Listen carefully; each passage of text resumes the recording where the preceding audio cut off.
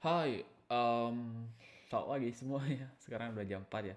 Kemarin gue terakhir bikin video sampai jam 22 dan itu udah gila, udah ngantuk banget ya. Udah jam 23 sekian tuh udah ngantuk banget.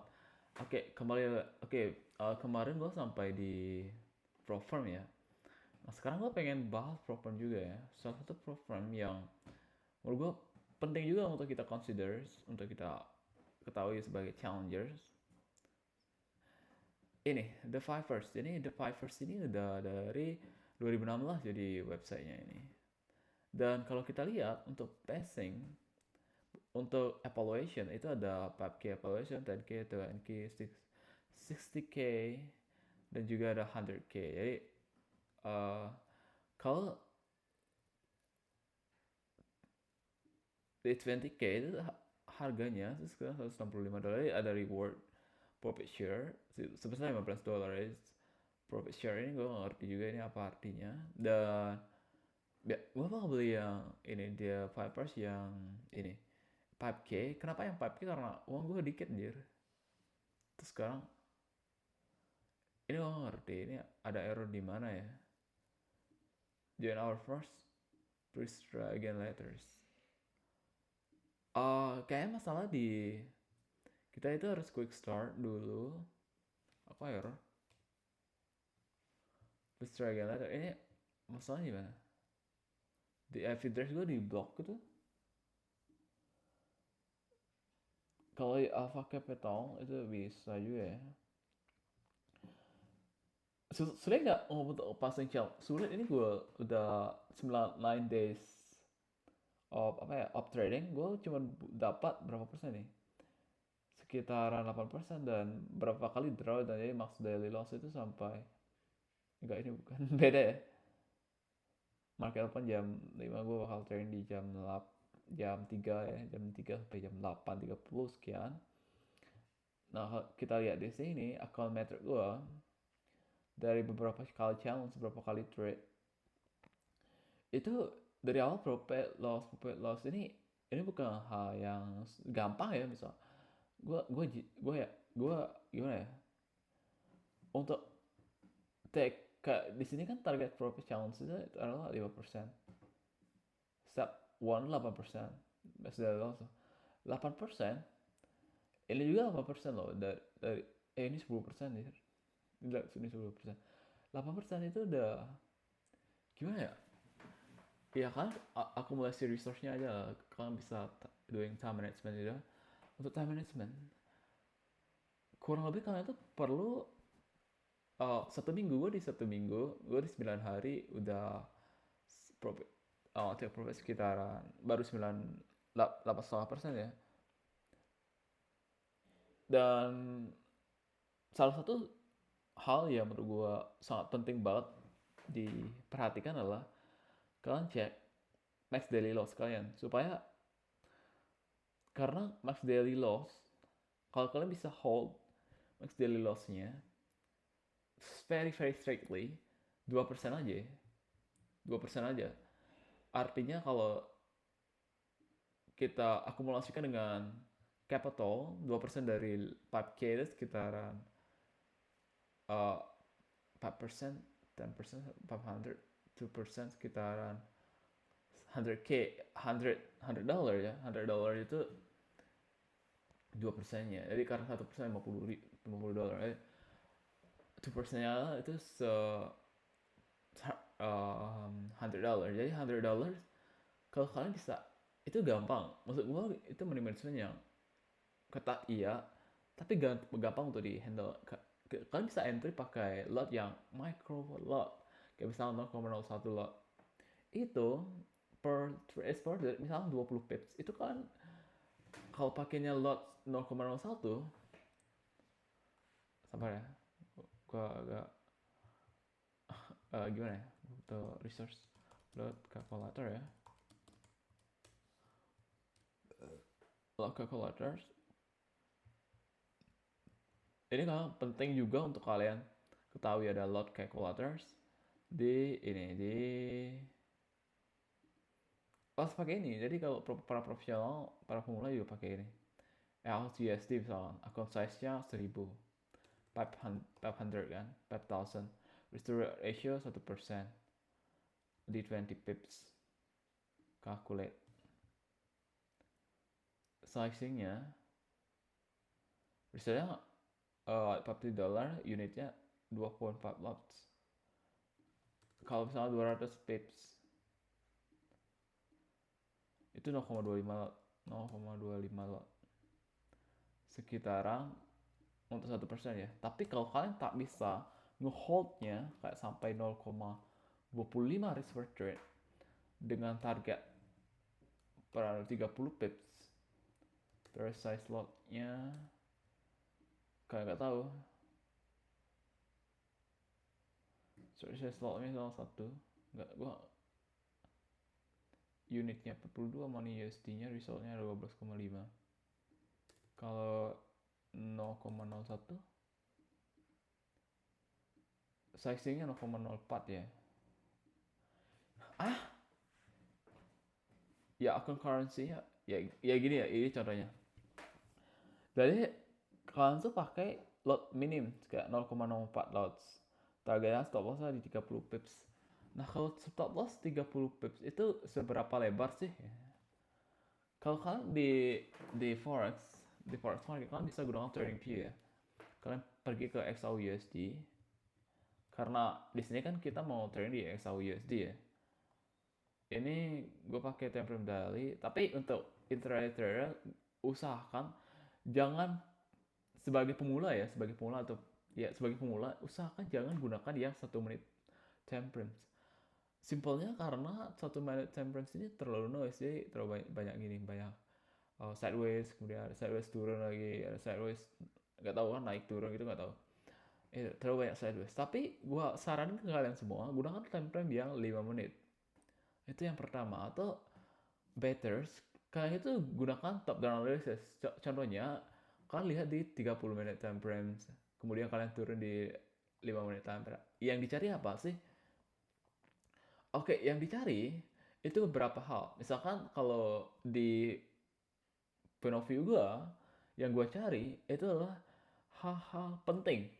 Misalkan area support dan resistance terdekat itu yang terpenting, karena kita fokusnya bukan di swing ya. Kalau swing kan bisa holding kayak beberapa weekly. Nah, kalau kita swing trade itu time frame-nya kan daily ya, intraday. Kayak misalkan gue hold sampai 30-40 menit, dan paling lama itu by data ada ya? Ada datanya sih? Kita lihat dulu by data, ini holding position. Oh, nggak ada interest benefit factors. Nggak ada kayaknya. Estimation total 48 lot. Ini gue udah salah ya, 48 lot. Harusnya itu bukan 48, ini 48 trade, harusnya itu lebih kecil sih kalau bisa. Ini yang better 22 trade. Jadi 22 trade. Kalau kalian bisa 10 kali profit dan profitnya udah di atas 2%, itu bagus. Dan ini nggak ada time ini ya. Tapi jangan gunakan patokan misalkan gue juga gitu, misalnya 20 menit ya udah, kalau 20 menit gak profit kita stop loss, kalau 20 menit profit kita take profit. Enggak, based on narasi, based on narrative. Jadi itulah kenapa kalian itu penting sekali tahu di mana stop loss kalian. Cara taunya ya backtesting strategi kalian. Jadi gue bakal share strategi gue. Misalkan ini udah market yang terjadi, based on chart yang kita baca, ini di sini kenapa naik spike seperti ini, ada di special candle gede gini, ini adalah new candle itu kayak NFP itu non viral. Gue penjelasannya non viral itu si the Fed atau bank gede, institusi gede ini, government dalam hal ini ya, mungkin government atau ya institusi gede lah, the Fed pada intinya itu mengeluarkan, ini correct me if I'm wrong, supaya gak ada wrongnya, kita tanya ke ChatGPT aja. Jadi MPT itu kan non farm payroll itu laporan bulanan dari Amerika Serikat, berarti government related ya, yang keluar biasanya hari Jumat pertama tiap bulan. Sekarang kita lihat Friday 4 September, ini awal bulan. pas hari Jumat Friday, jam berapa market open? Jam 8.25 ke jam 8.30. Nah, kalau saran gue di news channel seperti ini, kalian lihat market structures dari 15 menitnya seperti apa, kemudian kalian turun ke 4 menit sampai, dan juga kalau kalian bermain di news candle, sebenarnya kalian bisa gunakan gini. Di awal ini kalian di support dan resistennya ini, kalian start buy stop di sini, terus sell stopnya di sini. Bukan buy apa ya? Buy set buy apa buy stop, gue nggak tahu yang ada. Kita kasih waktu ya. Jadi di sini kita tandai dua area ini. Kalau dia nembus dia bakal langsung aja otomatis entry buy, kalau dia close langsung entry sell gitu. Soalnya dengan lot yang gede. Saya gini lumayan nih spike-nya. Gitu. Nih karena di beberapa program itu nggak load kita di niche candle. So kita trading time yang optimal adalah di ini yang nggak ada niche candle-nya. Oke, ke momen, balik lagi ke momen dimana gimana cara gue strategi analisis gue. Hal yang gue cari itu biasanya parallel gaps. Parallel gaps itu dimana candle yang pertama kita hitung 1, 2, 3 kayaknya 1, 2, 3 yang ada displacement candle, kemudian the displacement candle atau candle Marubozu ini, pakai bahasa displacement candle karena candle-nya nge-displace resistance sebelumnya atau menembus breakout ya area support sebelumnya dan candle-nya gede nge-displace gimana gitu lah. Kemudian dia tuh kan menyisihkan gap nih antara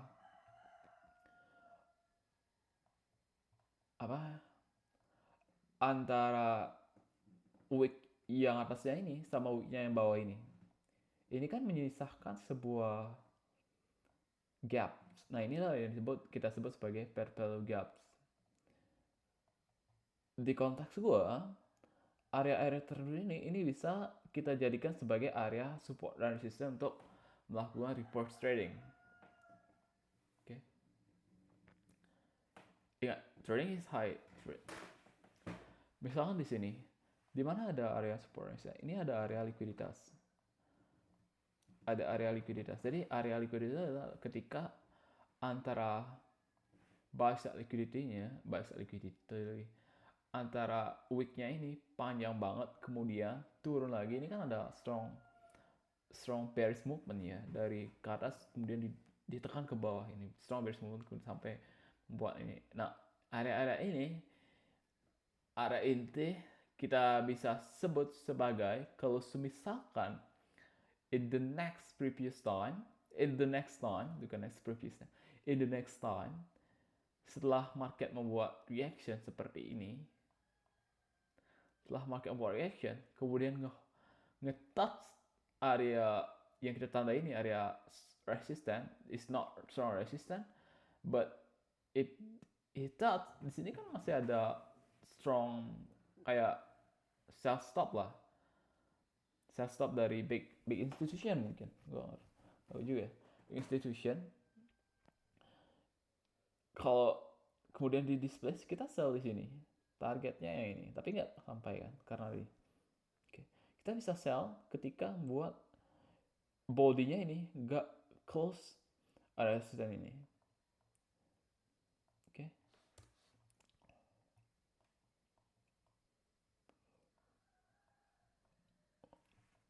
Yang close itu harus apa sih? Harus bodinya. Antara open dan close itu, close body candlestick yang misalnya di sini ada candlestick ya. Kalau candlesticknya seperti ini kan bodinya ini open, ini close. Bodinya ini nge-close resistance sebelumnya, ini bakal akumulasi gua. Oke, mungkin trend sedang akan melakukan kelanjutan dari probabilitas tergede gua, ya udah gua bakal entry buy lah kalau misalkan kayaknya retrace ke area tertentu. Area mana? Area fair value gaps. Jadi breakout retrace ke bawah, nyari area tertentu, pair fail gap misalkan, dan kita entry buy. Itu yang pertama. Kalau kalian pakai Fibonacci itu lebih gampang. Oke, biasanya gue kombinasikan dengan Fibonacci. Dari mana gue tahu area support resistance yang ada di fair value gap yang mungkin akan jadi titik pemantulannya. Oke. Harus identifikasi berarti tuh identifikasi sebuah market structures. Market structure bullish ketika swing high-nya selalu di atas swing high sebelumnya. Structure bearish, mana structure bearish ya? Ini structure sideways. Structure bearish ini ketika ketika price itu selalu membuat lower low yang baru, buat lower low yang baru, buat lower low yang baru, buat lower low yang baru, naik ke retrace ke areanya, tanda-tanda change in the state of delivery tapi gagal, buat swing low terbaru, dan ya gitu. Itu pertama kalian tak gua introduksi dari market structures. Dari analisa gue pertama market structures, yang terakhir tadi market structuresnya gimana sih, apakah bullish atau bearish. Kedua, define fair value gaps. Dimana sih fair value gapsnya ya? Kalau market structure-nya bearish, ya udah. Terus biasanya ketiga itu gunakan Fibonacci, Fibonacci retracement ya. Gue pakai Fibonacci retracement. Caranya adalah kita tarik garis dari swing sebelumnya ke swing selanjutnya. Kenapa nggak dari sini sampai ke sini? Karena karena ini minor. Jadi kalau minors itu gue jarang ya pakai. Nah, kalau udah minors, cara gue yang kedua itu, dan cara yang ketiga setelah gunakan Fibonacci ini udah Fibonacci market structures-nya udah, Fibonacci udah, ini structure bearish, kita cari area entry untuk buy. Oke. Ini mohon maaf ini nggak ada bar replay, kalau ada bar replay lebih gampang jelasnya ya. Karena ya. Kemudian setelah gunakan Fibonacci retracement seperti ini, yang keempat kita tandai fair value gap-nya, kita tandai fair value gap di area golden ratio.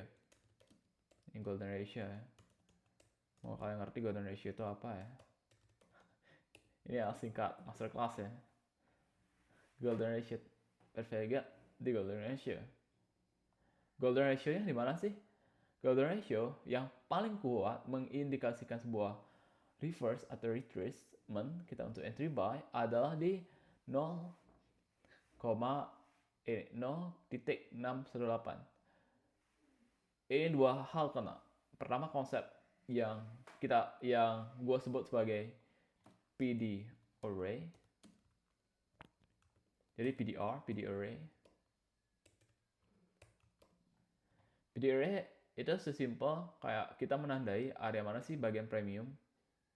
Ini premium. Dan area mana sih area diskon.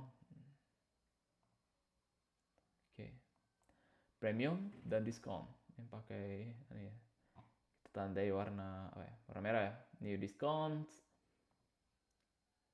Ini premium.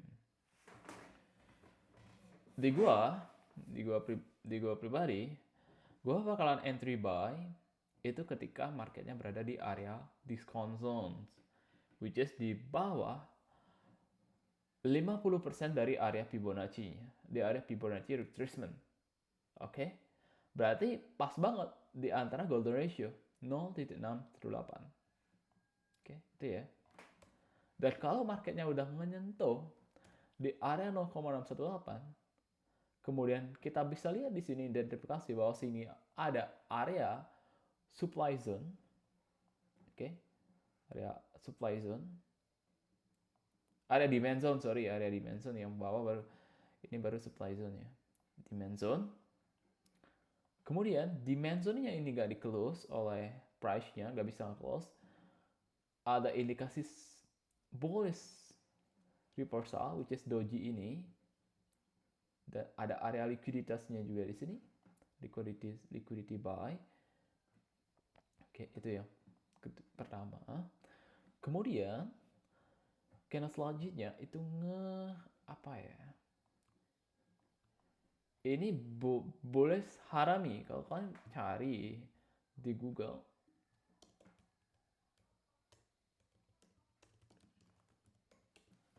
Boleh harami candle ya. Ini boleh harami candle. Boleh engulfing, boleh harami itu gimana? Nih boleh harami. Boleh harami kalian cari Google. Nama-nama patternnya kalian bisa juga hafalkan tuh pokoknya nama-nama ini. Ya. Walaupun gamenya probabilitas tetap kan tahu knowledge kan. Coba cari itu. Oh kalian tahu ini bullish harami, ya udah kita bakal ada entry reverse. Ketika apa? Gue bakal entry reverse ketika bullish harami ini nge-close bodinya area candle bearish structure. Bearish structure gue bakal entry buy ketika areanya itu di close. Ini ya di close. Kemudian apa yang akan gue lakukan? Ya gue setup buy. Setup buy di atas sini. Kan open langsung. Ya udah kita buy. Target pertama ini kita dapat 20.45. Tapi gue bakal jarang gitu. Gue bakal gini. Kalau misal strong ini jarang retrace soalnya. Gue biasanya di ini ya. Tapi sebagai personal ya udah 1/2 gitu. 1/2, 1/87. Ya jelas harus tetap di positif. Kalau candle spike seperti ini ya udah gue lanjutin biasa. Gue lihat price-nya ya seperti apa. Kalau misalnya di price-nya 5 menit itu kuat, pola formationnya kuat, gue bakal hold sampai di TP ke-2 di area liquidity yang di atasnya ini. Dan biasa sometimes itu gue pakai Fibonacci retracement, biasanya gue target yang ini sih 1918. Cuman karena ini dia ada area buy side liquidity-nya ya nggak jadi ya gitu ya. Oke, tapi tetap targetnya adalah area liquidity yang pertama, buy side liquidity yang pertama, kemudian buy side liquidity yang kedua. Kalau support resistance kan itu berdasarkan body close-nya. Ini area resistance, ini area resistance. Tapi gue bakalan buy side liquidity, jadi bahasanya buy side liquidity. Area di atas wick-nya, wick yang panjang itu jadi target gue entry. Target take profit gue. Target stop loss-nya sih mana? Ya sama, target stop loss di area sell-side liquidity. Jadi kalau misalkan kemudian kan candle retrace ke area sell-side liquidity karena ini udah breakout structures dan juga change in the state of delivery dari awalnya bearish kemudian mencoba untuk change of characters dari candlestick ini, dua candlestick ini itu mampu menembus area sebelumnya. Karena sebelumnya ini adalah udah terjadi form of change of characters. Dan kalau change of character gue tandai biasanya nggak langsung entry di sini karena ini terlalu riskan ya. 1, 2. Oke. Biasanya kita juga entry buy kalau kita lihat dari sini aja tanpa memperdulikan anggaplah kita nggak ngelihat area ini belum di generate sama price-nya ya. Ya, biasanya kalau kita ngelihat area market seperti ini kan kita bakalan push buy ya karena ya udah candle sebelumnya udah dari market structure sebelumnya itu udah bullish. Kemudian candlestick sebelumnya itu juga banyak banget yang gede-gede yang besar-besar kayak Morubozu itu artinya indikasi kuat bakalan bullish kuat. Ya itu pertama. Yang kedua, kita bisa lihat di sini candlestick-nya langsung close, tapi ini ada upaya untuk market structure shape ya. Artinya market structure itu kayak mencoba untuk membuat struktur baru. Kalau structure bullish kan dari higher high sebelumnya itu selalu nge-close higher high sebelumnya. Price selalu nge-close area higher high sebelumnya. Cuma kalau change of character itu gini, price itu udah nggak bisa nge-close area higher high sebelumnya, kemudian langsung nge-close area lower high, higher low-nya nge-close, retrace lagi, dan agak ada kemungkinan untuk beres. Oke. Cara terlama untuk entry, ya kita tunggu sampai structure keduanya ditembus. Gini. Karena most of the time, ketika price-nya nggak mampu nge-close, cuman mampu nge-close higher high sebelumnya, kayak itu higher low sebelumnya, itu kan ke retrace lagi ke atas. Nah, kita bisa entry di sini. Dia bisa entry di sini. Targetnya apa? Targetnya yang ini aja. Karena rawan. Gue dibaskan data ya, tapi kalian coba backtesting sendirilah.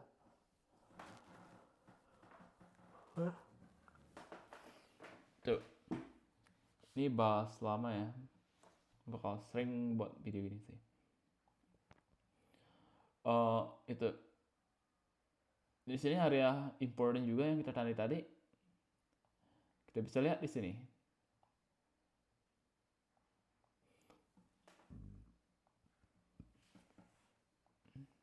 Structure pertama.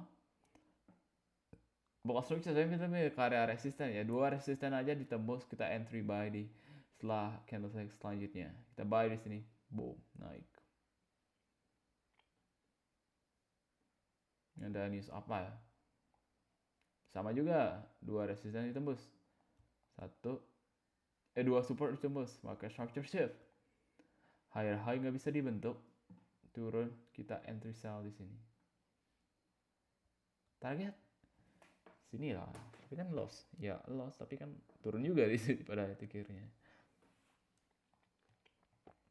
Tuh. Itu tadi apa tadi? Liquidity. Ntar mana tadi chart gua. Video erase ya. Kita cuma entry di area diskon. Kalau mau entry, bullish. Oke, ini area diskon. Pas banget di golden ratio 0,5 sampai 0,18. Ada pullback yang sangat kuat dari doji ini, kita entry buy. SL mana? SL di ya udah ada support sebelumnya gitu kan. Tuh ini support sebelumnya, kita SL di sini, kita entry buy di sini. Kita adu probabilitas. Oke, itulah kenapa money management itu sangat bagus sekali. Jangan pernah all in ya, titik. Jangan kalian pernah all in. Jadi money management usahakan 1% max loss per trade. Kalau daily loss itu senyaman kalian lah. Kalau kalian bisa nyaman 5%, ya udah kalian pakai 5%. Kalau nggak nyaman, terkhusus ini pakai prop firm ya.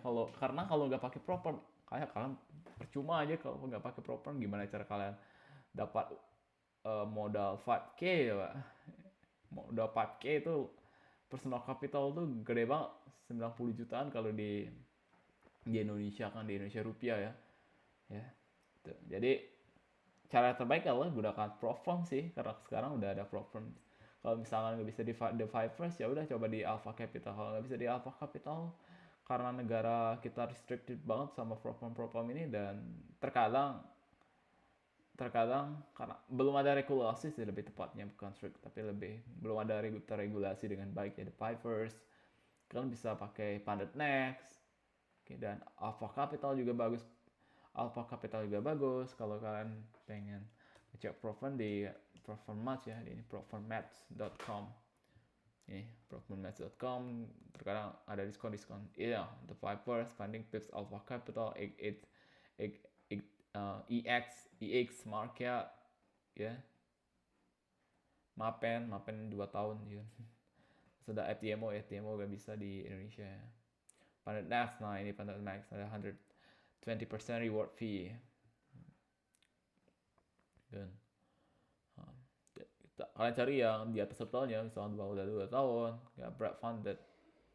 Ya dapat 3.000 like, 77 review, 4.4. Ya. Planet Max juga bagus karena udah 519 review. FTMO juga bakal dikalahin. 8 ad, 8 market juga. Ya kalian cek aja semuanya di sana. Gitu ya. Oke, balik lagi ke money management. Kenapa harus 1%? Ya karena ini game probabilistic. Semua game is a probabilistic game juga. Jadi kalau statistical edge kalian gak perlu win rate yang gede pokoknya. Kalian gak perlu win rate yang gede gitu. Kayak gue nih, gak ada win rate gede. Kalian bisa lihat di sini win rate gue itu sekitaran cuman anjir. Apa ya? Win rate gue itu cuma sekitaran 36% anjir. Gila. Gue 10 kali trade deh. Gue cuma profit 3 kali ya. Tapi tetap profit aja. Tapi tetap tujuannya adalah ya PNL daily-nya. PNL daily seperti apa sih? Profit gak ya? Karena ya terkadang insting kita itu bermain di sini.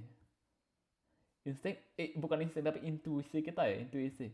Misalnya oke lah marketnya udah agak meyakinkan untuk gue bakal loss lah di posisi ini karena dari market structure-nya udah mengindikasikan gue itu nggak ini tren ini nggak bakalan naik gitu, nggak bakalan kuat naik. Ya udah kita langsung aja stop loss lah. Oke, itu yang pertama. Dan juga stop loss itu kita bisa pakai break even loh. Kita bisa pakai break even. Jadi misalkan di sini oke lah break even ya. Break even itu artinya ya ketika kalian entry dan marketnya langsung nunjukin sesuai dengan kalian langsung aja stop lossnya kalian giniin string aja. Oke, string aja misalkan seperti inilah atau seperti ini. Tapi dengan catatan trennya kuat itu yang pertama. Kemudian trennya itu udah sesuai dengan analisa kalian. Jadi kalau misalkan analisa kalian bullish, ya udah langsung ketika kalian entry, freshnya langsung lompat, langsung aja stop lossnya kalian string ke break even. Itu ya, itu alasan kenapa gue masih bisa dapat positif P&L. Oke. Oke. Masih dapat positif P&L, tapi karena loss juga. Oke, kadang analisa ya emang gitu. Ini game probabilistic. Probabilistic artinya jangan berjudi juga baru profit 5 kali terus kalian euforia all in full margin enggak, atau kalian risk to reward ya udah 5% aja semuanya langsung daily kita all in, nggak boleh ya, ingat itu nggak boleh, itu berbahaya, itu nggak baik untuk akun profile kalian. Jadi kalian gampang apa ya, gampang ngeblown up akun kalian. Oke, ini gue baru trading 3 bulan sih. Oke, trading days gue cuma 9 hari. Itu yang pernah. Oke, selanjutnya itu tadi ya kalian cari apa ya, market yang bagus. Oke, kayak di sini ini market bagus sesuai dengan analisa gue. Kalau kalian pakai moving average ini juga pakai bagus sama moving average 20 ya, 20 sama. Ini apa semua dulu ya, 58 indicators, kemudian moving average ya, moving average yang simple. Ini moving average simple. Kalau pakai moving average 20 juga bisa, gampang kok moving average 20.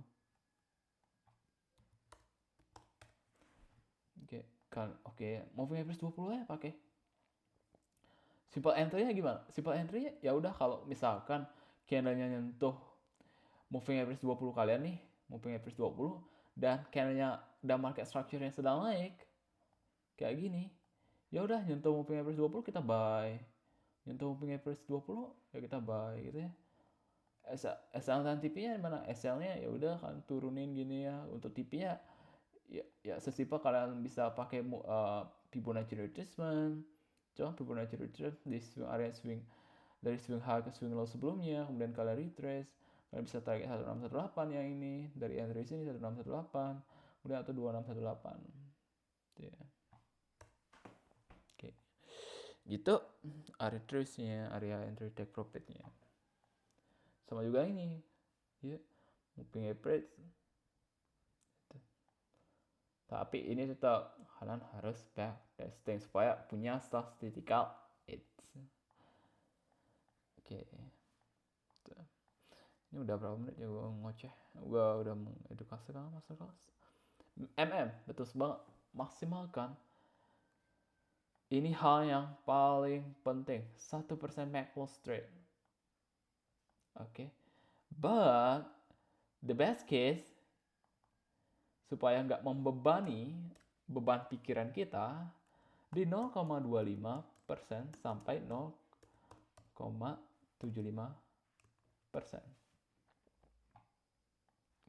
The best case biasanya di around sini 0,25% atau 0,75%.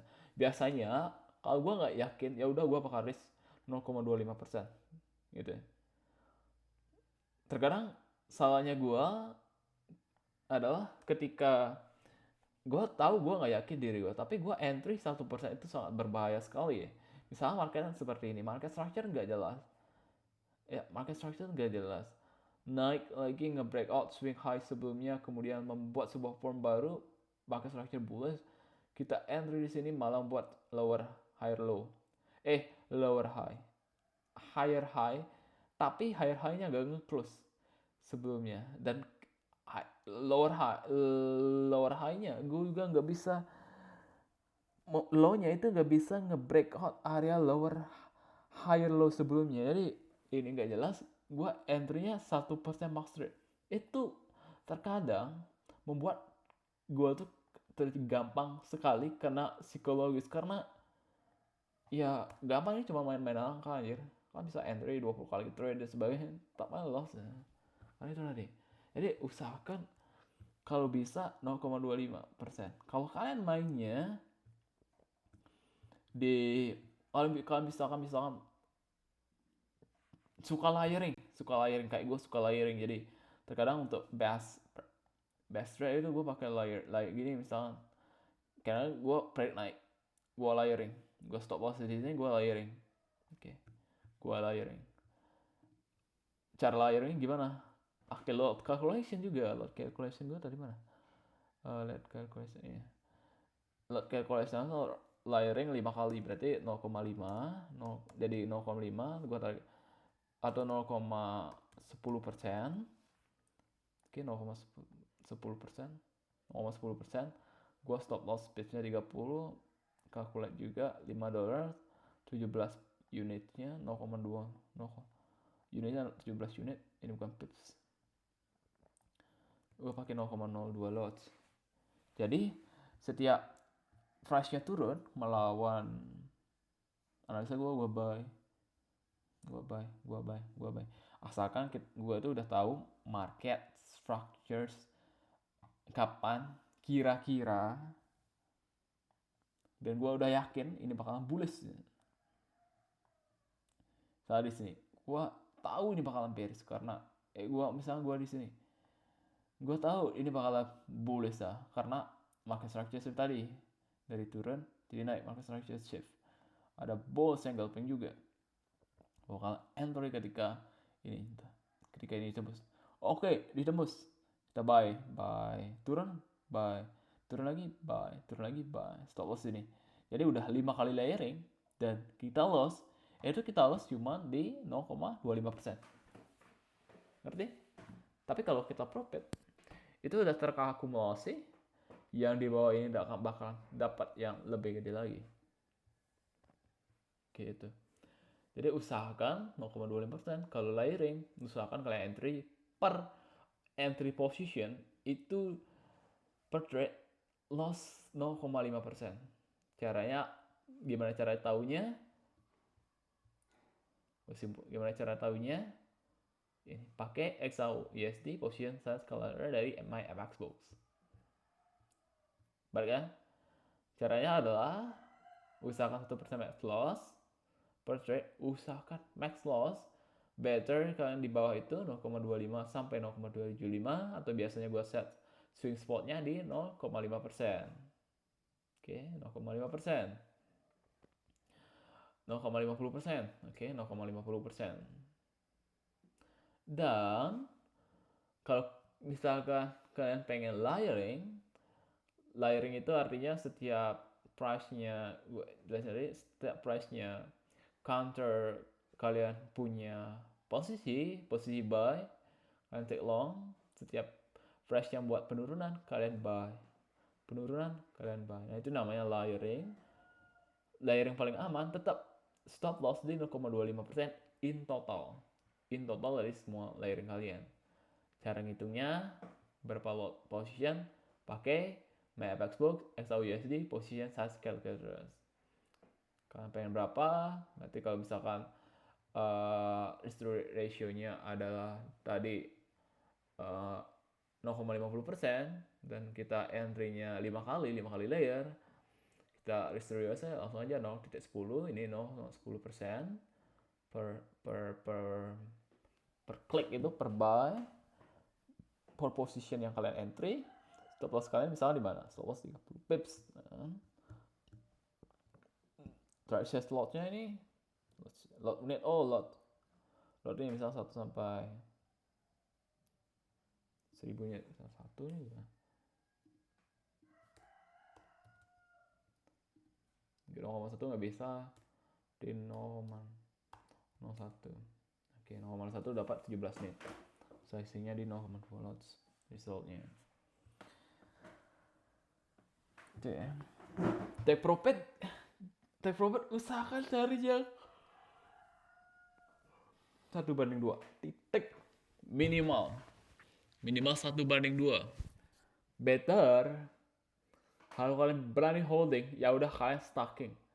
Kalau nggak berani 1:2 di atas itu, 1/RR 1:2 nggak berani di atas itu, ya udah kalian holding kayak apa ya, kalau bukan compounding tapi lebih ke arah progressive sizing ya. Progressive sizing itu kalau di gym itu kan ada progressive overload ya. Jadi ketika kita naikin weight kita setiap minggunya, minggu pertama kita angkat beban maksimal 5 kilo, jadi minggu kedua ya udah 10 kilo, minggu ketiga karena gue lebih strong misalnya 15 kilo, terus kemudian ke 20 kilo, kemudian nggak bisa 25 kilo, nggak bisa lompat, ya udah 22,5 kilo gitu terus.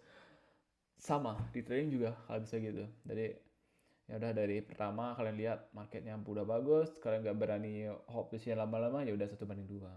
Ternyata profit, kalian cari lagi momen untuk entry sebelum, jangan langsung profit kemudian kalian naik kalian langsung entry lagi, salah itu. Oke, udah dapat 1:2 R, kalian cari lagi momen ketika retracement, kemudian kita tahu nih candlenya bakal naik gitu. Mungkin dari makronya kalian pelajari, makronya itu kalian cari semua informasi tentang US dollar dan gold spot itu, newsnya seperti apa sih, bullish nggak sih, ada pemain institusi besar nggak bermain di hari itu. Di newsnya di mana, di investing.com. Investing.com ini bisa kalian gunakan untuk stock market dan financial news ya. Di forex-nya juga bisa. Cara taunya informasinya itu berkaitan dengan SAUUSD gimana? Tanya AI misalnya di sini, apa sih yang mempengaruhi ya, gua ngerti ya, mempengaruhi misalnya SAUUSD naik dari news apa gitu kan. Sensitive news makroekonomi, teman data ekonomi US ya, kayak tadi non-farm di tanggal 5 CPI, inflasi ini CPI ya, atau GDP yang keluar lebih lemah, ekspektasi USD biasanya melemah dan emas jadi naik. Oke. Kemudian kebijakan The Fed, FOMC meeting, pidato Powell. FOMC gue lupa sih, Forex, FOMC meeting, pidato Powell. Terus inflasi dan safe happen demand, perang krisis apa. Kemudian dollar index di SY, US Treasury yield, korelatif di XY. Jadi kalian juga bisa pakai, kalau di konsep gua itu namanya smart money diversion. Jadi smart money diversion itu kalian lihat dua price yang berbeda. Oke, misalnya gue itu mau trade di XAUUSD, lawannya apa di XY, indeks dolar semuanya. Oke, ini lebih kompleks ya, ini lebih advance ya. Jadi di XAUUSD kalian buka lagi tab di uh, di apa di trading view. Anjir, trading view kalian cari lawannya. Jadi XAUUSD di XY. Jadi kalau XAUUSD-nya trennya turun, XAUUSD bakal naik. Kalau XAUUSD-nya turun, di XY-nya bakal naik. Oke, ingat. Sesimpel kalian lihat aja pakai structure di XY-nya seperti apa. Oh, ternyata masih strong bearish nih. Ya udah kalian yakin aja ini bakal bullish gitu. Oke. Karena ini kaitannya sama. Jadi kayak penjelasan tadi kan, penjelasan dari ChatGPT-nya. Jadi ketika harga dolarnya turun, maka emas naik. Jadi kalau emas jadi naik. Kalau emasnya turun, berarti dolarnya kuat. Ya, simpel gitu sih. Kayak kalau main makro-makroan. Gak, gak. Jangan simplifikasi gitu ya. Gak boleh gitu, simplifikasi. Ya, sesimpel itu lah. Kalau pakai buka dua chart, XAUUSD sama XAUUSD ya. XAUUSD, kemudian DXY untuk indeks nya, indeks dolarnya. Dolar turun, ya udah kita entry buy aja di sini, buy. Cari market structures. Misal kebiasaan gue tadi, cari area tertentu, area support and resistance-nya atau area liquidity-nya, buy side liquidity sama sell side liquidity-nya. Udah, ketika price-nya nyentuh area buy side liquidity, ya kita prepare sell. Kalau trennya turun tapi kalau trennya naik, kita cari sell liquidity-nya ketika ini udah di take. Kayak dari mana itu tadi ya? Yang perfect moment itu pasti ada aja perfect moment. Gue yakin setiap momen tuh pasti ada yang perfect moment. Ada momen dimana edge kalian itu betul-betul kayak 90% tuh akurat. Oke.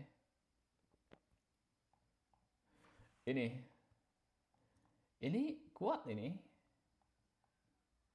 Oke.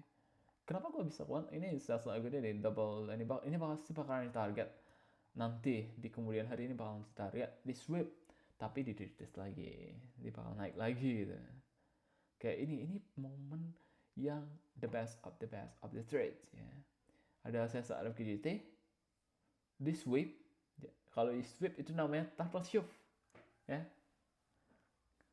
Sales liquidity sweep, kemudian kita bisa sebut ini sebagai turtle shove karena bisa melanjut ke penurunan.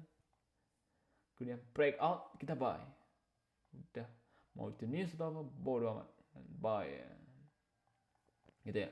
Ada di mana edge kalian, edge itu adalah kayak apa ya, edge itu edge ya, nggak bisa cari penjelasan di Google. Edge trading itu kayak gabungan antara data, jadi kayak gabungan antara data, kemudian gimana caranya,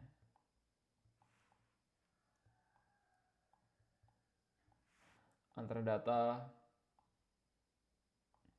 experience, kemudian intuisi. Dari experience kalian bisa bakal dapat intuisi. Nah ini mainnya di long run ya, bukan di satu kali trade, dua kali trade langsung profit langsung. Enggak, ini long runs. Ini long run itu artinya jangka panjang ya. 100 kali trade, kalian target 100 kali trade, 200 kali trade, atau 1000 kali trade lah. Kalau bisa kalian bakalan punya edge trading kalian. Jadi statistical data itu okay. Gitulah. Gue juga baru belajar ya, gue juga baru belajar 2 bulan ini, gue jelasin ke kalian semua hal yang gue pelajari nih selama 1 bulan terakhir. Jadi gue betul-betul ngeriset teknik analisis gue apa, edge gue ini, gue term trading itu kayak edge trading, data, experience, intuisi, statistical edge, lot size, ini betul-betul gue pelajari. Okay. Moving average itu apa, kemudian chart pattern kayak ini adanya bull span dan sebagainya, itu juga kadang-kadang itu berguna. Kadang-kadang kalian tahu bullish pattern tuh untuk, ya udah, kalau bullish pattern artinya untuk continuation kan. Oke, continuation pattern ada apply juga, apply continuation pattern, counter reversal. Misalkan kalau pattern gini. Jadi ini bullish pattern atau bullish ascending triangle, itu terkadang gimana ya menurut gue? Terkadang itu works loh. Terkadang it's work. The market it's work. Oke. Itu bisa kalian jadikan edge. Jadi inti ini semua satu hal yang sangat vital yang membuat 80%, kayak 80% dari seorang trader itu gagal. Pertama, disiplin. Oke. Disiplin. Disiplin apa? Method money management. Money management sama aja. Money management method sama psikologi mind. Kalian disiplin. Kalau kalian nggak yakin untuk entry, ya udah kalian nggak entry gitu. Main. Kalau method kalian nggak memungkinkan untuk kalian entry buy, ya jangan cari confluence lain. Jangan cari seolah-olah gue pengen bullish nih, apa sih yang mau, oh ternyata di sini ada support, ya udah gue bawa ya. Nggak gitu anjir. Kalian punya statistik kalian, kalian udah punya data. Itulah kenapa pentingnya harus punya data juga. Oke, disiplin. Dari 80% trading yang gagal tuh kan sulit disiplin, susah. Ini emang susah ini long, makanya trading itu lah long game ya, main game. Kemudian trading itu adalah main game juga. Jadi bukan gabungan antara psikologi. Kan terkadang loss, ketika kita loss kita bakalan fear atau takut entry ke market. Ketika kita profit kita bakalan euforia.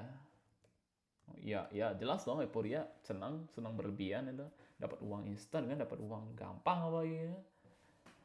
Euforia. Kalau fear udah pasti karena loss, ya kan? Euforia dan fear. Dan trading karena ini main game, jadi kita itu terkadang harus bertindak inhuman. Jadi kayak agak skeptis gitu. Kayak ada bahasa kerennya, bahasa di komunitas itu ada yang bilang kayak set and forget. Set and forget itu kayak ya udah, gue pengen punya setup dulu, kita buat setup dulu. Oke, misalnya gue mau entry buy, gue bakal setup entry buy sesuai dengan kompleks gue tadi. Setelah gue jelasin tadi ada apa, fair value gaps, ada video erase-nya juga, kita tandai di mana itu, ada area demand-nya di mana itu. Dan ketika udah sesuai dengan point of interest gue, area fair value gaps itu point of interest ya. Area demand zone, supply zone itu area point of interest, area liquidity swap itu point of interest juga. Chart pattern itu juga bagian point of interest. Oke, itu komponen yang penting juga. Itu time ini baru gua tahu 1 minggu yang lalu, time atau market open. Market open ini penting. Misalnya di New York Open ya. Misalnya New York Open ini marketnya pertama itu bakalan lebih volatile kan, lebih volatile. Jadi harganya, price-nya itu terkadang buat body pattern candlestick yang gede-gede ya, yang gede-gede itu. Volatile, lebih volatile lah volatilitas. Kemudian lebih liquid. Jadi banyak orang yang bertransaksi, institusi gede itu bertransaksi di time-time tertentu kayak market open di New York Open. Kalau di dalam konsep ICT, konsep dari Michael Huddleston, dia itu bilang ada 2 area penting. Ada 3 area penting. Asia Range, Asia Kill Zone, atau Asia Range ya. Terus kemudian ada New York Kill Zone tadi. Di New York Kill Zone nih di New York Time, New York Open. Pas kemudian di New York Open-nya. Kemudian ada London. Ini kebalik anjir. New York, London. London Curzon. Jadi pas waktu London Open. Cara tahunya gimana? Ini sekitar jam 22 kalau nggak salah. Kalau nggak 18, 22. Jam 22 UTC-4. Ini penting ya. Kalian set UTC-4. Ingat, di New York. Harga open di New York. Harga open di New York itu sekitaran jam 8.30. Ini jam 8.30 karena 8.30 juga kemarin itu NFP jam segini kalau area-area news NFP biasanya. NFP jam 8.30 di UTC Management udah pasti. Karena dan gitu itu mulai di jam 3 AM ya, 3.00 ya, bukan 15 tapi 3 jam 3. Oke, contoh di chartnya. Kan kita contoh di chartnya. Di London Curzon, di New York Curzon ya, kita pakai posisi Linal New York karena ini penting juga.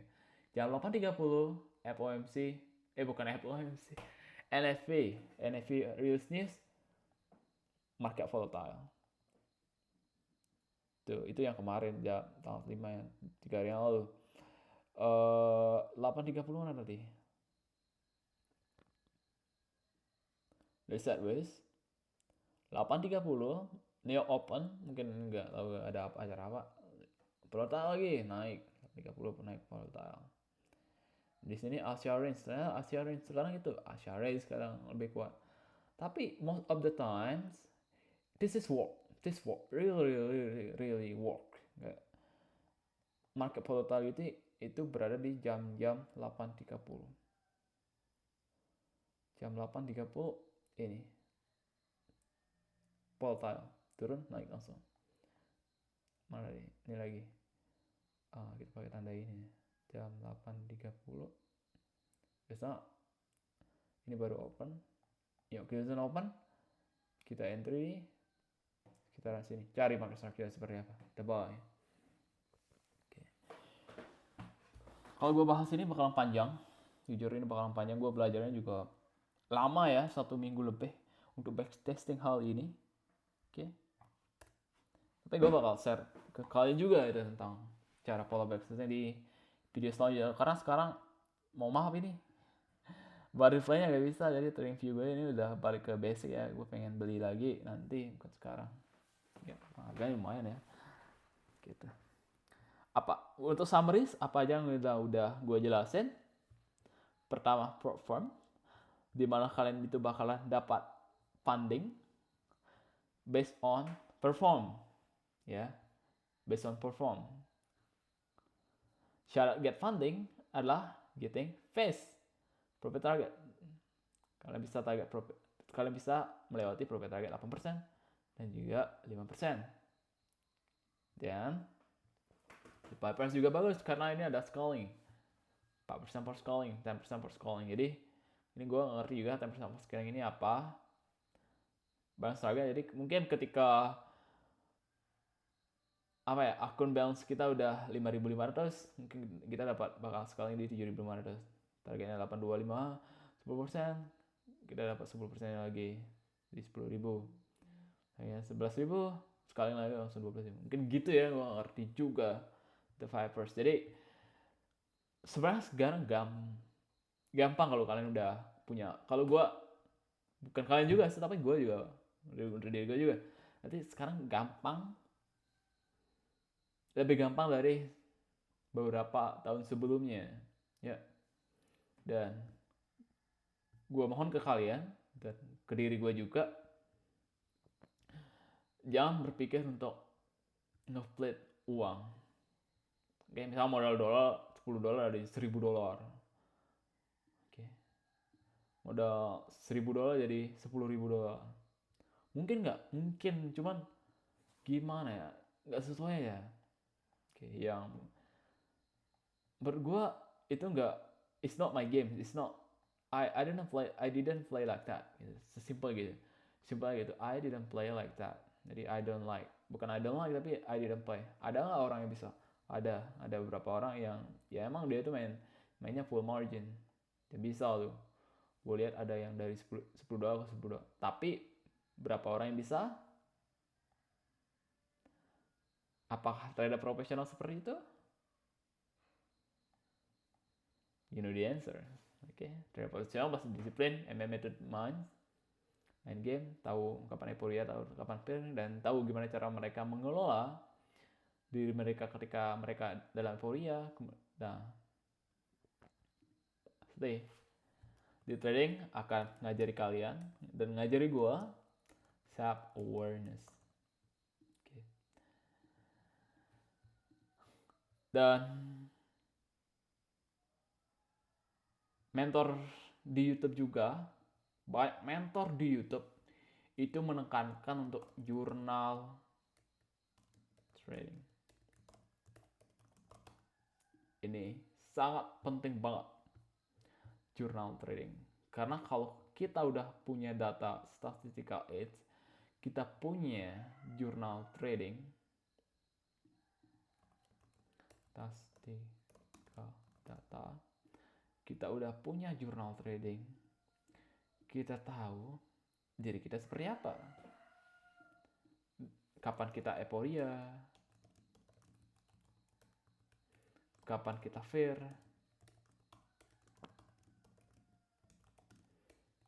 kapan kita blow my account.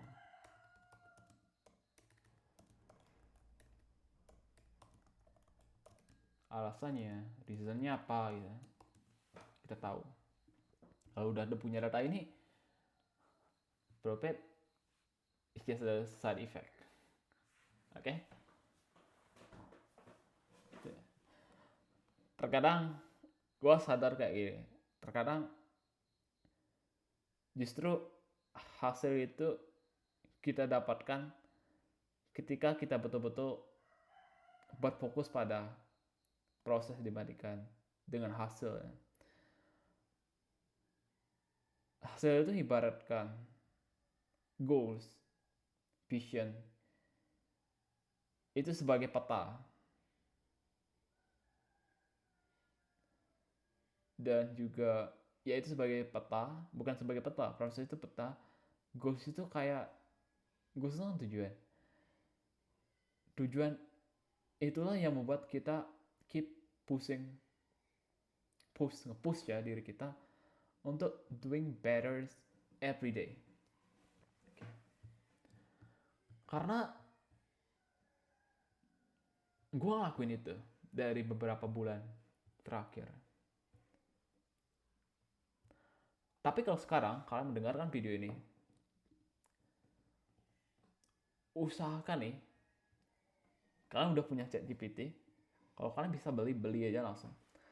Kalian tanya apapun, semua hal di bidang apapun, kalian mau bidang trading, marketing, dan sebagainya, gunakan AI sekarang juga. Gak usah ribetin kayak from engineering dan sebagainya. Intinya semasa resultnya, kalian ngerti dengan resultnya, kalian ngerti dengan apa yang kalian mau, dan ChatGPT ngasih result, dan kalian tahu cara kalian menginterpretasikan result itu ke dalam diri kalian, dalam kehidupan kalian. It's okay, it's done, it's fine. Oke? Okay? Gitu sih. Dan kan itu aja yang mau bisa gue sampaikan hari ini. Terima kasih sudah mendengarkan, dan let's grow together. Let's grow together. Let's grow together. Let's grow together. Karena pertama, gue juga belum gue juga belum sepenuhnya profitable. Gue juga belum punya uang yang kayak atas 10 digit di bank atau triple digit di bank. Gue belum punya juga gitu. Gue juga belum punya gitu. Tapi apa yang bisa kita usahakan adalah information. Oke? Okay? Karena coba berpikir gini, uang itu sebenarnya infinite. Ini gue dapat pernyataan ini dari profesor, gue lupa, gue lupa di YouTube ada money is infinite gitu. Dia bilang money is infinite gitu. Dan money is infinite, terus kenapa banyak orang yang miskin? Dia itu bertanya seperti itu. Ya emang bener, money is infinite, gue setuju itu, money is infinite gitu. Kenapa money is infinite? Ya negara bisa cetak uang, setiap hari negara bisa cetak uang, cuman distribusinya gitu. Kenapa distribusinya itu nggak balik lagi ke information. Gue sebenarnya gini berpikir sekarang, sesimpel kayak kalau dulu kan nggak ada mungkin orang yang kayak kita punya uang 1 juta, tapi karena dia tahu sama-sama punya uang 1 juta nih, gue punya uang 1 juta dan ada orang di luar sana kerja mati-matian nabung punya uang 1 juta juga, tapi gue tahu misalnya orang itu tahu dan gue nggak tahu, kita balik, gue itu nggak tahu, dia itu tahu, dia itu mati-matian kerja, dia kerja setiap hari, take 1% better every single day di skill, di skill yang penting kayak misalnya di public speaking, di communication dan sebagainya. Dia itu keep growing, keep pushing their self setiap hari, dan at some point dia tuh lihat sebuah opportunity. Misalnya opportunity dari si ini adalah di crypto. Jadi dia itu ngeriset crypto dari tahun 2016 anggap. Dia ngeriset crypto 2016, udah otomatis 2016 itu baru early adoption. Kalau sekarang masih tetap early adoption karena cuma baru 7% di dunia ini yang orang yang ngerti crypto. Dari information distribution itu masih tumpang tindih ya. Jadi kalau ada 8 billion which is 8 miliar, 8 miliar orang di Indonesia orang di dunia yang ngerti, yang tahu tentang kripto, yang transaction dengan kripto, yang baru ngerti mungkin 0,1% ya, 0,1% atau 0,7%. Kenapa? Ya information distributionnya itu tadi. Oke, information distribution itu sekarang bisa di stop nggak? Sekarang justru menurut gue itu lebih bisa di stop ya. Kenapa? Karena sekarang udah ada AI. Even waktu Google, jadi browsing itu udah mengglobalisasi sebuah informasi. Jadi misalkan kita belajar sesuatu dulunya butuh 10 tahun, sekarang 1 bulan udah ngerti. Waktu Google. Tapi waktu AI sekarang, gue belajar semua hal yang gue ketahui ini dari dalam waktu 1 minggu loh. Gue nggak bisa, gue tanya-tanya tentang ini setiap hari, hampir gue spend time 1 jam. Dan ini juga menurut gue kita tuh ke brainwash, kita kayak nggak punya waktu, gue nggak punya waktu, gue punya waktu 1 jam. No, you have kayak, masa sih di dalam sehari kita punya waktu 24 jam, 1 jam aja kayak kita itu nggak punya waktu untuk buka internet gitu, nggak punya waktu untuk buka AI gitu. Kayak semua orang punya ya, kayak semua orang punya deh, kayak semua orang. Iya kan, iya, tapi kan infrastrukturnya apa sih? Internet doang kan. Lu punya internet gak? Lu punya internet, lu punya HP. Even HP termurah pun kalian bisa akses ChatGPT kan.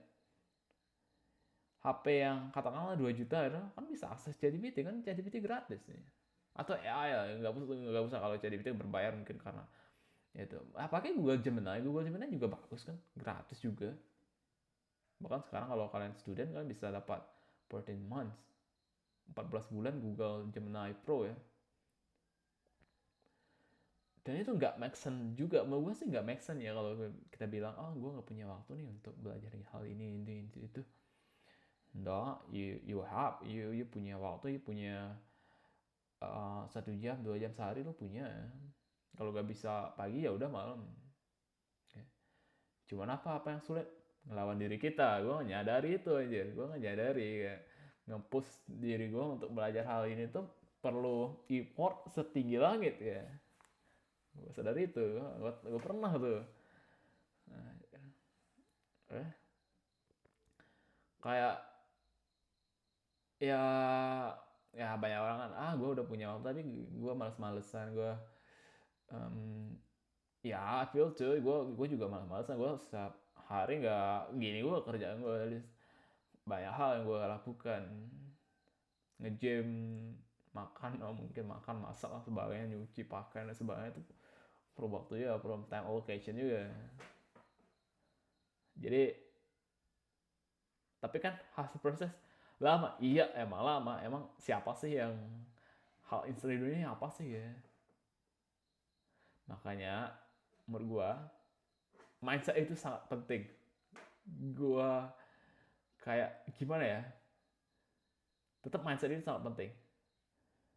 Orang yang katakan secara capital itu belum optimal, belum begitu gede capitalnya, kayak belum punya misalnya six figures